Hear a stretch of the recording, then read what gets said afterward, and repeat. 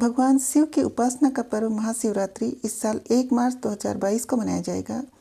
इस मौके पर लाखों श्रद्धालु शिव मंदिरों में जाकर रुद्राभिषेक करते हैं। बहुत से लोग शिवरात्रि का व्रत करते हैं और रात्रि जागरण भी करते हैं। भगवान शिव में आस्था रखने वाले, महाशिवरात्रि का व्रत करने वाले लोग शिवरात्रि की कथा जरूर सुनते हैं। मान्यता है इससे भक्त की आस्था और ज़्यादा मजबूत होती है। महाशिवरात्रि की व्रत कथा इस प्रकार है। शिव पुराण के अनुसार प्राचीन काल में चित्रभानु नामक एक शिकारी था। जानवरों की हत्या करके वह अपने परिवार को पालता था। वह एक साहूकार का कर्जदार था, लेकिन उसका ऋण समय पर न चुका सका। क्रोधित साहूकार ने शिकारी को शिव मठ में बंदी बना दिया। संयोग से उस दिन शिवरात्रि थी। साहूकार के घर पूजा हो रही थी तो शिकारी ध्यानमग्न होकर शिव संबंधी धार्मिक बातें सुनता रहा। चतुर्दशी को उसने शिवरात्रि व्रत की कथा भी सुनी। शाम होते ही साहूकार ने उसे अपने पास बुलाया और ऋण चुकाने के विषय में बात की। शिकारी अगले दिन सारा ऋण लौटा देने का वचन देकर बंधन से छूट गया। अपनी दिनचर्या की भांति वह जंगल में शिकार के लिए निकला, लेकिन दिन भर बंदी गृह में रहने के कारण भूख प्यास से व्याकुल था। शिकार खोजता हुआ बहुत दूर निकल गया। जब अंधेरा हो गया तो उसने विचार किया रात जंगल में ही बितानी पड़ेगी। वह वन में एक तालाब के किनारे बेल के पेड़ पर चढ़कर रात बीतने का इंतजार करने लगा। बील वृक्ष के नीचे शिवलिंग था जो बील पत्रों से ढका हुआ था। शिकारी को उसका पता न था। पड़ाव बनाते समय उसने जो टहनियां तोड़ी वे संयोग से शिवलिंग पर गिरती गई। इस प्रकार दिन भर भूखे प्यासे शिकारी का व्रत भी हो गया और शिवलिंग पर बील पत्र भी चढ़ गए। एक पहर रात्रि बीत जाने पर एक गर्भिणी हिरनी तालाब पर पानी पीने पहुंची। शिकारी ने धनुष पर तीर चढ़ाकर ज्यों ही प्रत्यंचा खींची। हिरनी बोली, मैं गर्भिणी हूँ, शीघ्र ही प्रसव करूंगी। तुम एक साथ 2 जीवों की हत्या करोगे जो ठीक नहीं है। मैं बच्चे को जन्म देकर शीघ्र ही तुम्हारे समक्ष प्रस्तुत हो जाऊंगी, तब मार लेना। शिकारी ने प्रत्यंचा ढीली कर दी और हिरनी जंगल की झाड़ियों में लुप्त हो गई। प्रत्यंचा चढ़ाने तथा ढीली करने के वक्त कुछ बेलपत्र अनायास ही टूटकर शिवलिंग पर गिर गई। इस प्रकार उससे अनजाने में ही प्रथम प्रहर का पूजन भी संपन्न हो गया। कुछ ही देर बाद एक और हिरनी उधर से निकली। शिकारी की प्रसन्नता का ठिकाना न रहा।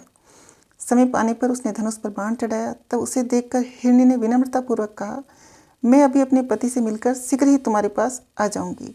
शिकारी ने उसे भी जाने दिया। 2 बार शिकार को खोकर उसका माथा ठनका। वह चिंता में पड़ गया। रात्रि का आखिरी पहर बीत रहा था। इस बार भी धनुष से लगकर कुछ बेलपत्र शिवलिंग पर जा गिरे तथा दूसरे प्रहर की पूजा भी संपन्न हो गई। तभी एक अन्य हिरनी अपने बच्चों के साथ उधर से निकली। शिकारी के लिए यह स्वर्णिम अवसर था। उसने धनुष पर तीर चढ़ाने में देर न लगाई।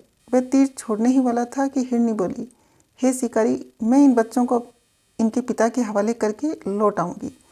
इस समय मुझे मत मारो। शिकारी हंसा और बोला, सामने आए शिकार को छोड़ दूं? मैं ऐसा मूर्ख नहीं।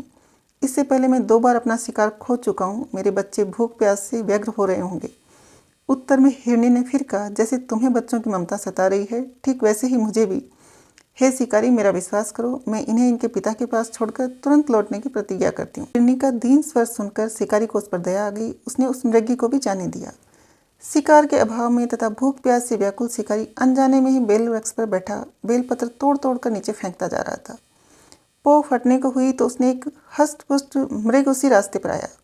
शिकारी ने सोच लिया कि इसका शिकार वह अवश्य करेगा। शिकारी की तनी प्रत्यंचा देखकर मृग ने विनीत स्वर में बोला, हे शिकारी, यदि तुमने मुझसे पूर्व आने वाली 3 मृगियों तथा छोटे छोटे बच्चों को मार डाला है तो मुझे भी मारने में विलम्ब न करो, ताकि मुझे उनके वियोग में एक क्षण भी दुख न सहना पड़े। मैं उन हिरनियों का पति हूँ। यदि तुमने उन्हें जीवन दान दिया है तो मुझे भी कुछ क्षण जीवन देने की कृपा करो। मैं उनसे मिलकर तुम्हारे समक्ष उपस्थित हो जाऊंगा। मृग की बातें सुनते ही शिकारी के सामने पूरी रात का घटना चक्र घूम गया।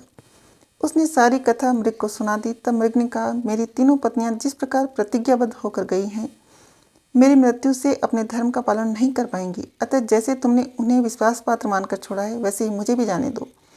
मैं उन सब के साथ तुम्हारे सामने शीघ्र ही उपस्थित होता हूँ। शिकारी ने उसे भी जाने दिया।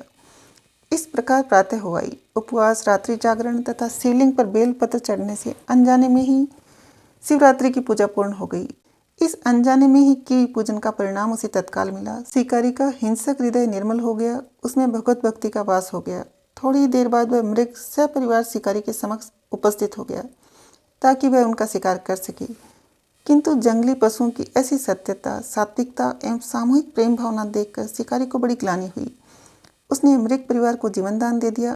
अनजाने में शिवरात्रि के व्रत का पालन करने पर भी शिकारी को मोक्ष की प्राप्ति हुई। जब मृत्यु काल में यमदूत उसके जीवन को ले जाने आए तो शिवगणों ने उन्हें वापस भेज दिया। तथा शिकारी को शिवलोक ले गए। शिव जी की कृपा से ही अपने इस जन्म में राजा चित्रभानु अपने पिछले जन्म को याद रख पाए तथा महाशिवरात्रि के महत्व को जानकर उसका अगले जन्म में भी पालन कर पाए।